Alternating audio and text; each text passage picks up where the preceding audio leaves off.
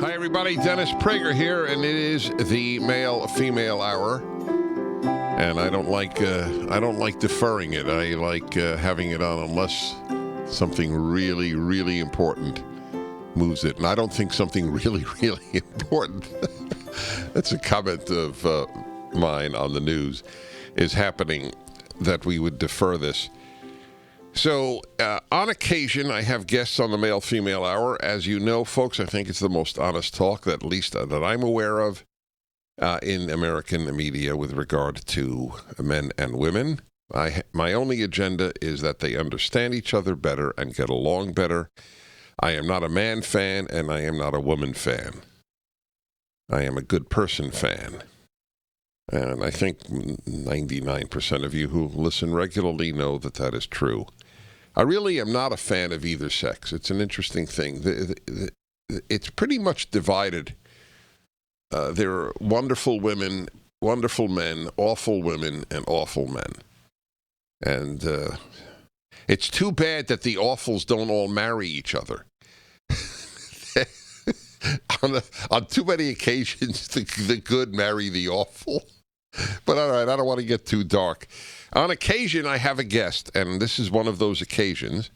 And I wish you could see him, because you wouldn't expect, looking at him, that he would write a book about intimacy in marriage. Well, yeah, I guess you can on Town Hall TV. Yeah, that's right. He's a good-looking, photogenic, white-bearded Orthodox Jew, Manis Friedman. He's a very... Look at that. You got an ovation already. You didn't even say anything. The trick is to get an ovation at the end of the hour. That's the trick. Rabbi Manis Friedman is a Chabad rabbi. He is the dean of the Beis Chana Institute of Jewish Studies, which is in Minnesota, correct? Yes. That's that's where he lives, obviously. And he has a book titled "The Joy of Intimacy: A Soulful Guide to Keeping the Spark Alive." And it says here Manis Friedman with Ricardo Adler. Who's Ricardo Adler? Ricardo Adler is a documentary maker from Venezuela. And we have a movie out, a documentary, called The Lost Key. And this book is like a follow-up to that film. Where can one see the film? Netflix. And is it about intimacy? Yes. Oh, okay. So there's a film that corresponds to this book. This is the companion. Okay, fine. So the very subtitle, let's talk about that, and then we'll get into your theories on how to keep that spark alive. The subtitle, "A Soulful Guide to Keeping the Spark Alive," implies that keeping the spark alive is a problem. It is a problem. It's a big problem. Go ahead. Everybody knows about it. I think there's a crisis that even in happily married couples, there's a feeling that there's no real intimacy. There's no real bonding. And that's why my second book, it's because I noticed in marriage counseling that people are unhappy in happy marriages. And if you track it down, it's because even in a successful, happy marriage, people feel alone in the world. And aloneness, I think, has become the issue of today. Well, in light of that, that is so entirely correct. Do you know that in the United Kingdom they have a minister of loneliness? It's a government. Very sad guy. Oh, well, might be. I hope he's not lonely, but it shows you how it's sort of a pandemic. That's an interesting, though, argument. How could there be how could the marriage be happy if they're each lonely? They really don't have any complaints against each other. It's a very workable relationship. They don't want out. Oh, okay. So, but there's something really fundamental missing. And what is the fundamental missing? Intimacy. What does intimacy mean? we know what pornography means, right? Pornography means objectifying, using people as an object. But what is the opposite of that? What is non-objectifying? What does that feel like? And objectifying is not always as crass as literal pornography. If I want to marry you for your money, that's objectifying. If I love you for your money, that's objectifying. It's worse, but we'll get to that in a second. If I love you for love, is that not objectifying? I just want your love. I don't want you. So give me your love and keep your opinion to yourself. I didn't marry you for your opinion. So the end result is, I like many things about you, I just don't know why I need you. And that leaves us separate. We didn't bond. So that's from the beginning of the marriage. It's sort of like the original sin. Yeah, we're not marrying correctly. It's not that we're getting old and the marriage fades. It's a fundamental mistake. We're marrying for something. The sages say, a love dependent on something is not going to last. So the opposite of loving you for something that I get from you is I love you just for you? And what is that? What? Yeah. What? I ask people, right. If you take everything away, what's left? If it's not looks, and it's not money, and it's not your sense of humor, and it's not your love, well, what's left? Well, I actually would ask that question. What is left? I think the best definition is the fact that you're not me. You're my other. You're not a clone of me. And the fact that you're not me, that's what attracts me. That's what I'm married to. The rest is just commentary. Well, is anybody available for that role? I mean, then why not just pick, if you're a man, just pick any woman? You're not me. If it's not your sense of humor and not your intelligence and not your looks, then marry anybody. Ideally, ideally that would be true. But the things about you might put me off from you. So I'm not marrying the things about you, but I don't want them to get in the way. Mm-hmm. So it's a process of elimination. I want to find somebody who I can connect to, but not with stuff getting in the way. So if I don't like your looks, that's a problem. If your personality turns me off, it's not going to let me connect to you. But the only way to solve the aloneness problem is if we really connect to each other. Connecting to a common interest does not bond us. It keeps us separate, and you feel alone in the world. And I love that line from Piano Man, Billy Joel. Yeah, and what's the line? They're sharing a drink they call loneliness, but it's better than drinking alone. So loneliness is a problem. Aloneness is a killer. That's worse than loneliness. You can't even share it. The book is The Joy of Intimacy, and if you have comments, questions, obviously, call in. Especially call in, though, if you are alone in your marriage. That's what the rabbi is saying is pretty common. Manis Friedman is my guest. 1-8-Prager is the number. Back in a moment. The Dennis Prager Show, live from the Relief Factor Pain-Free Studio. Hi, everybody. Dennis Prager here. And I have decided to go on with the male-female hour, whatever the news might be. This is it's a statement on my part about what I think of the news right now, and of the importance. This man is not in Los Angeles often, and I wanted to take advantage of it. He is I feel funny saying it, but it's the best way for you to get an introduction. He is a white-bearded, yarmulke-wearing Orthodox rabbi who speaks to people of all faiths and no faith. And his latest book is The Joy of Intimacy. He's done a lot of couples counseling, a soulful guide to keeping the spark alive, which is, I now learn, the culmination or the child of a documentary that you had made on this with Ricardo Adler. He is stationed in Minnesota, where he is the head of a Jewish institute. And what happens there? People come. Is it women? It's for women. Women only, of all ages, of all backgrounds. We've had women come from Israel to study Judaism.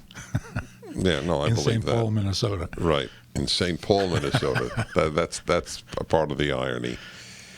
Well, it makes sense. So we're talking about your view of the crisis of loneliness in marriages.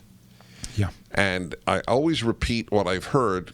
I think it's a great thing when people talk to each other. So this proves or disproves that I heard you clearly. So in a nutshell, much marriage and much love is I love you because you have X, Y, and Z. You believe that intimacy has to be deeper than that. Is that correct? Absolutely. I love you because you're not me, to quote you. So I then asked you, then why not marry anybody? And you said, well, theoretically, that would be correct. You remind, in that regard, another Chabad rabbi once said to me many, many years ago, I was in his car, and he said, Dennis, here's the difference between us and the rest of the world, as it were, or most people. Most people fall in love, then get married, and then fall out of love. We get married, and then we fall in love and stay in love. Or Now, not. I'm sorry? Or not. Or not. That's But we right. stay married. Yes, that's correct. But the love follows, in many cases, follows the marriage. Yeah. Right. All right. So back to the loneliness issue, and those of you listening, if you are married and you are and you do experience aloneness, I would love to hear from you and get the rabbi's reaction. 1-8-Prager-776-877-243, 776. So okay, so people will feel alone. Does the aloneness grow over time, or do you think that within like a month of the marriage, a lot of people already have it? I think it's there all the time. You can get distracted. You can be excited about the marriage, but in every quiet moment, you realize you're alone in the world. And the only cure is marriage, by the way. I mean, God said, therefore should a man leave his mother and father and cleave to his wife. Why can't you be close with your mother and father and be one with them? Good, go on. Because to them, you're number three. Hopefully they have each other.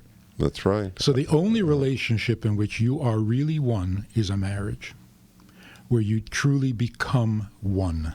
Right, not with children either. Not with parents, not with children. No. I subscribe to that 100%. I know that. Oh. There's very little we disagree on this subject. There may be a little we disagree on a lot of subjects, but other subjects maybe, but yeah, but anyway, whatever it is, I'm glad that you know that. But it's so. I told you I don't talk about the topic with guests during the breaks because I want to always reserve it for the listeners. But I did mention one of my favorite lines in the Bible where God said, "It's not good for man to be alone." You said you had thoughts on that subject, on that verse. Yeah. And I'd only realized this recently, even though I've read it so many times. God is creating the world. On the first day, he created light. And on the second day, he created the heaven. On the third day, he created grass and trees. And then all of a sudden, God says, I created man, but it's not good with man alone, so I'm going to create a woman. why the statement? You're doing great. You're creating. You're on a roll. Just create what you need to create. What's with the statement? It's almost like he's justifying himself or something. Not good with man alone. I'll create a woman. Yeah, just go ahead and do it. Right, like everything else. Like everything else. He didn't say it's not good for there not to be light. Right. Okay. Or only a sun without a moon. Yeah, right. Exactly. Okay, so go on. It is an absolutely divine instinct to not want to be alone. It's not human.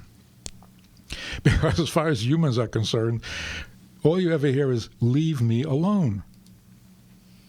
So is it good to be alone or is it not good to be alone? If a human being were perfectly capable, totally self-sufficient, anything wrong with that? Be alone. Don't depend on anybody. Don't need anybody. Well, that's the goal in modern life. But go on. I don't want to distract you. Go on. Right. So when God said it is not good, he actually created that. He created loneliness. He created the fact that being just you is not good. Wow. Even when you're perfect, like him. Well, that's great. That is a great line. If I could, for my second edition of my Genesis commentary, I will cite you. The Mishnah Torah. That's right. The second one. Right, exactly. You will love this then. I wrote in my commentary something I had heard from a Protestant minister whom I never heard it from him. Someone told me, so I couldn't cite who it is, and I never found out the source, but this I would love your reaction to. This pastor said, God was saying something else as well. Adam, after all, related to God. So even God and you are not enough. A woman was necessary. Do you subscribe to that? In a sense, God is saying, I'm creating you in my image. For no particular reason, I don't want to be alone. And I'm giving you that same instinct. So that even on a human level, besides your relationship with God, which is mystical, even on a human level, it's not enough to be me. The Joy of Intimacy, Manus Friedman, 18 Prager 776.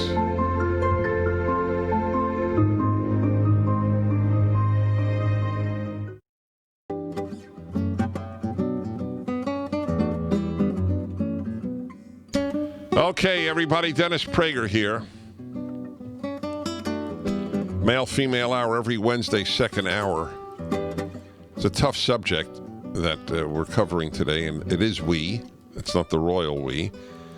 I have a guest, a distinguished rabbi and thinker, is Manus Friedman, well known to many people, and his book, The Joy of Intimacy, A Soulful Guide to Keeping the Spark Alive. And he does a lot of marital counseling. He's located in St. Paul, Minnesota,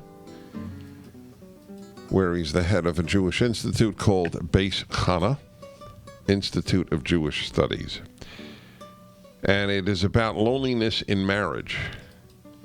And his theory, if I got it correctly, is essentially that we don't really bond with the person, we bond with their characteristics. Is that a good way of saying it? Something about them. Right, about them, rather than them. Did you don't have to answer it because it's a personal question. Is this something that you had to fight in your own life? Or, in other words, loving your wife because of things about her? Did you learn this, or did you know this when you got married? It was unconscious because I was just following the model of my parents. And they were very married to each other. Mm-hmm. In fact, I think all our grandparents were married to each other very deeply, and they bickered about everything else. I see. They didn't agree on anything else, but they really had each other. So you can have a marriage with little bickering, but not really married to each other, or really married to each other with bickering, correct? Perfect. Yes. All right. I'm just repeating that so that I got it right. Okay. Let's see here. Christina in Orange County, California. Hi. Dennis Prager and Rabbi Manis Friedman. Hello. Hi. Good morning to both of you. Thank you. Love hearing your show and your hour, Good. men and women. Mm-hmm. I am a bit nervous calling in. It's totally understandable, but you're in good hands. Don't worry. But I definitely related to your topic today. I've been married for 23 years. Very traditional husband in terms of being the man of the house and old-fashioned ways, which I respect and understand. And but the part about feeling alone or lonely in my relationship I identified with, and I feel a lot of that is because I don't feel we have any intimacy. I kind of go off with the fact of a lot of bickering, but we have each other. That would, I say, kind of fit us, opposed to no bickering. We bicker a lot. It seems like we are recently retired, so we're together quite a bit. And I feel hesitant how to approach the intimacy with him and sharing this with him. Rabbi? Wow. I think it sounds like you have a very healthy marriage.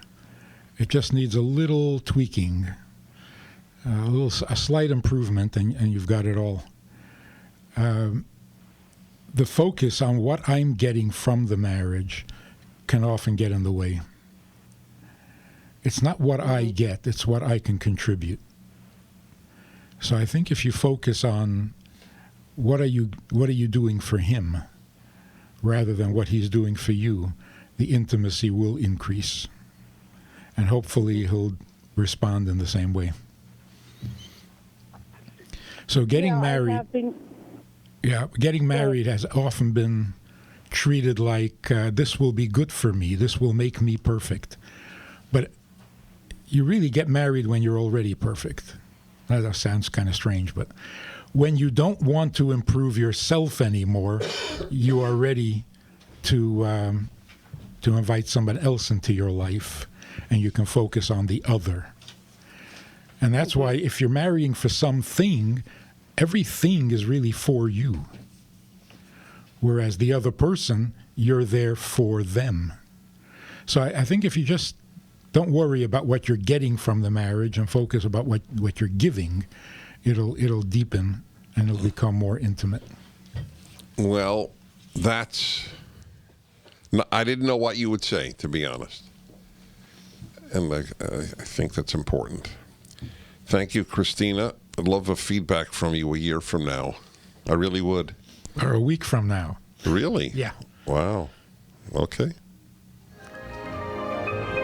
Ladies and gentlemen, boys and girls, the male-female hour every Wednesday. Loneliness in marriage is the subject, and I have a guest who does a great amount of marital counseling. He's a white-bearded Orthodox rabbi, and his name is Manis Friedman. His book is up at DennisPrager.com. Is that correct, Mr. Producer? It is indeed. It is indeed. The Joy of Intimacy, a soulful guide to keeping the spark alive. Based on many years of marital counseling, the loneliness in marriage. Your statement to the last caller, I'll tell you why I loved it. A, I didn't predict it. B, when I think about it, that's huge.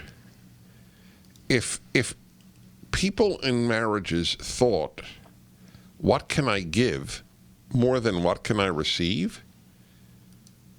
It's hard to imagine that many marriages would be good. I mean, obviously some cases it's just people's,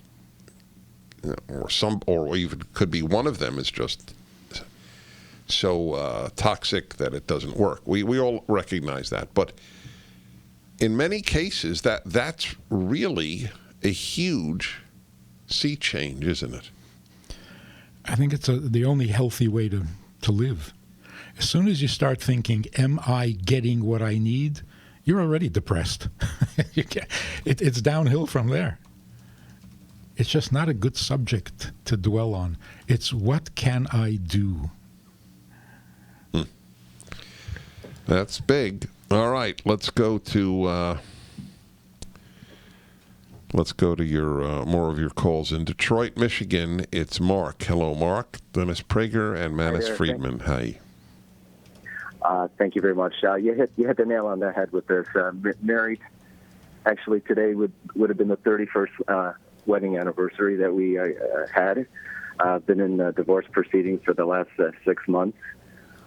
Marriage therapy for 12 years, one therapist for 9, the other one for 2. She walked out on both.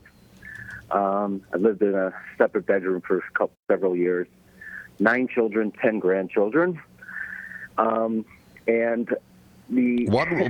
just curious, because when I hear 9 children, I always assume I'm either talking to a religious Catholic, an evangelical Christian, an Orthodox Jew, or a Mormon. Which are you? You are correct. Orthodox Jew. Okay. Okay. So actually got married because she was different from me. She's quite the mathematician, analytical type. I was more of the friendly, outgoing, emotional type. We joked often how when a Kadosh Baruch Hu separated us, he separated us male and female and separately, because I probably had more of the emotional role and she had more of the hard analytical mode. Needless to say, didn't want this. I still don't want it. And but intimacy was a problem from the beginning on almost all levels. And it was something that I took on as, hey, you know what? That's something to work with. It came easy to me, and it's something that I looked forward to exposing or be gentle on an emotional level, every level. It obviously didn't work. It's not working, and it's a tragedy. But you know, the question I have for Rabbi, actually, you're both my rabbis, and because you both have taught a lot, I'm aware of Rabbi Friedman for many years, but Dennis, I listen to you regularly. In fact, probably most of my family's probably listening right now, and they're probably wondering why I'm calling, because I turned many of them onto you. But the question is where to go personally for myself right now. I understand this question. I definitely want to move on. I want to have intimacy with others. And to bring out the best in one of us and to appreciate those differences. I'm young at heart, although it's tough. It's a tough situation. All right, let the rabbi respond. You know, this attitude of giving rather than receiving or taking is crucial in physical intimacy as well.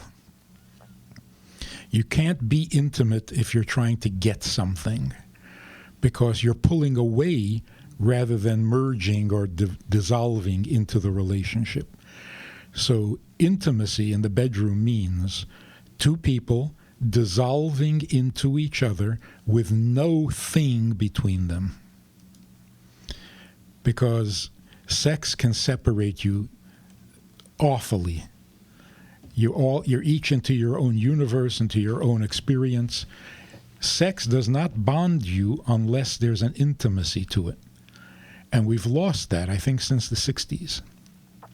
You know, with free love, where the sex has stopped being intimate when it really should be. So even in the bedroom, the selfish awareness, am I getting, am I satisfied, am I getting the most I can get? It ruins everything. It ruins everything. I mean, funny story. This guy comes over to me in a public event. He says, "Can I ask you a question?" I say, "Sure." He says, I'm just curious. Do you sleep with your beard under the blanket or with your beard above the blanket? It's not a question I would have thought to ask, I have to admit. Yeah? Now, it's a silly question, but I couldn't sleep for weeks after that. Oh, that's funny. I became self-conscious. Right. So something that should be perfectly natural, all of a sudden I was like under the blanket, on top of the blanket, this and that. You want to ruin a good marriage, just take the husband aside and say, is the sex really good? Is it really good? Mm-hmm. That's it. You've killed him. Because now he's self-conscious. Mm-hmm. He was doing fine. Now all of a sudden, well, I don't know, maybe these magazines at the supermarket have 14 secrets to better. I don't know. I guess I'm not getting. We'll be back in a moment. And thank you, Mark, in Detroit. And I wish you happiness.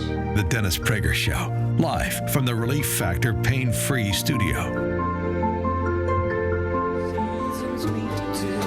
Hi, everybody. I'm Dennis Prager. This is the Male-Female Hour. Loneliness in marriage is the subject of the hour and of the book, The Joy of Intimacy, A Soulful Guide to Keeping the Spark Alive. Manis Friedman is the author. He is in the studio from St. Paul, Minnesota, where he is based and does a lot of counseling.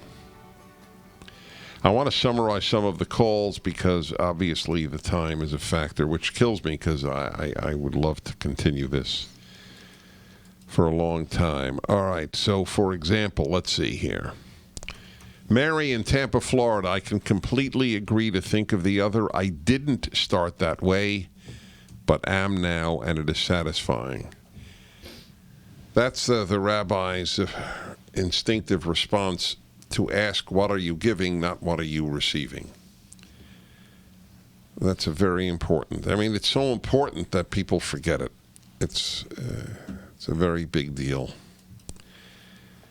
Not only that, it also makes you grateful if you think about what you're receiving, as opposed to what am I not receiving?